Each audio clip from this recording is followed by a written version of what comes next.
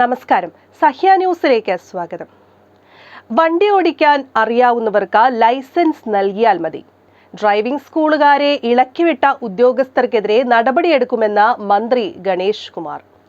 വണ്ടി ഓടിക്കാൻ അറിയാവുന്നവർക്ക് ലൈസൻസ് നൽകിയാൽ മതിയെന്ന് ഞാൻ നിലപാട് സ്വീകരിച്ചപ്പോൾ പൊതുജനം കൂടെ നിന്നു. അതിന് ഏറെ നന്ദിയുണ്ടെന്ന് ഗതാഗത മന്ത്രി KB ഗണേഷ് കുമാർ പറഞ്ഞു. ചൂണ്ടയിട്ട് നോക്കിയതാണ് എങ്ങനെയാണ് കൊത്താൻ പോകുന്നത് എന്നറിയാൻ. സമരം ചെയ്ത സ്കൂളുകളോടൊപ്പം നിന്ന ഉദ്യോഗസ്ഥർക്കെതിരെ നടപടി ഉണ്ടാകുമെന്ന് ഗതാഗത മന്ത്രി KB ഗണേഷ് കുമാറിന്റെ മുന്നറിയിപ്പുണ്ട്. ഡ്രൈവിംഗ് ലൈസൻസ് കൊടുക്കുന്നതിനെതിരെ സമരം ചെയ്തവരുടെ കൂടെ നിന്ന ഉദ്യോഗസ്ഥരെയെല്ലാം കൈകാര്യം ചെയ്യും.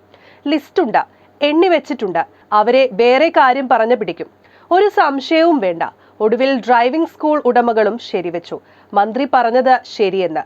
നല്ല നിലവാരമുള്ള ലൈസൻസ് നൽകണം. ഇത് ഒരു ജനാധിപത്യ രാജ്യമാണ്. അവർ പറയുന്നത് കേട്ടു. ചർച്ച ചെയ്ത സമവായത്തിലെത്തുകയായിരുന്നു. ഗണേഷ് കുമാർ പറയുന്നു. ഒരു ഉദ്യോഗസ്ഥൻ ഒരേ ദിവസം തന്നെ 126 ലൈസൻസ് നൽകുകയും ഫിറ്റ്നസ് ടെസ്റ്റ് നടത്തുകയും ചെയ്തു. ഇത് വകുപ്പിന് തന്നെ നാണക്കേടാണ്. കൊല്ലത്തടക്കം മോട്ടോർ വെഹിക്കിൾ ഇൻസ്പെക്ടർമാർ ഡ്രൈവിംഗ് സ്കൂളുകാരെ ഇളക്കിവിട്ടതായി മന്ത്രി ആരോപിച്ചു. ലൈസൻസ് കൊടുക്കുമ്പോൾ നല്ല നിലവാരത്തോടെ കൊടുക്കണമെന്നും ഗണേഷ് കുമാർ കൊട്ടാരക്കരയിൽ പറഞ്ഞു. കേരളത്തിൽ ഇനി നല്ല നിലവാരമുള്ള ലൈസൻസ് മാത്രമേ കൊടുക്കാൻ പാടുള്ളൂ. എവിടെയാണ് ലൈസൻസിനായി കൂടുതൽ ആളുകളെ വിജയിപ്പിച്ചു കൊടുക്കുന്നത് അവിടെ ശക്തമായ പരിശോധന നടത്തും. പിടിക്കപ്പെട്ടാൽ കുഴപ്പമാണ്. ഒരേ സമയം ഒരു ഉദ്യോഗസ്ഥൻ 126 ലൈസൻസുകൾ കൊടുക്കുന്നു. അയാൾ തന്നെ ഒരേ സമയം ഫിറ്റ്നസ് സർട്ടിഫിക്കറ്റും നൽകുന്നു. ആ അത്ഭുത പ്രതിഭാസം നടത്തിയയാളെ സർവീസിൽ നിന്ന് പിരിച്ചുവിടും. അത് ഡിപ്പാർട്ട്മെന്റിനും നാണക്കേടാണ്, രാജ്യത്തിന് അപകടമാണ്, അഴിമതിയുമാണ്.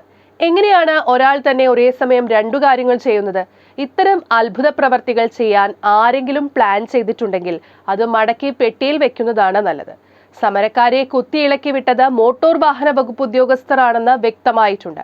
ലിസ്റ്റ് അനുസരിച്ച് അവർക്ക് സമ്മാനങ്ങൾ വരും. ഗണേഷ് കുമാർ മുന്നറിയിപ്പ് നൽകി. നല്ലതിന് വേണ്ടിയാണ്, അഴിമതിക്ക് വേണ്ടിയല്ല. നല്ല ലൈസൻസ് വേണം. നമ്മുടെ മക്കളുടെ ജീവനാണ് റോഡിൽ പൊലിയുന്നത്. നമ്മുടെ സഹോദരിമാരുടെ ജീവനാണ് റോഡിൽ പൊലിയുന്നത്. അതൊന്നും ഇനി നടക്കാൻ പോകുന്നില്ല. ചെയ്യാൻ പറഞ്ഞത് ചെയ്തിരിക്കണം.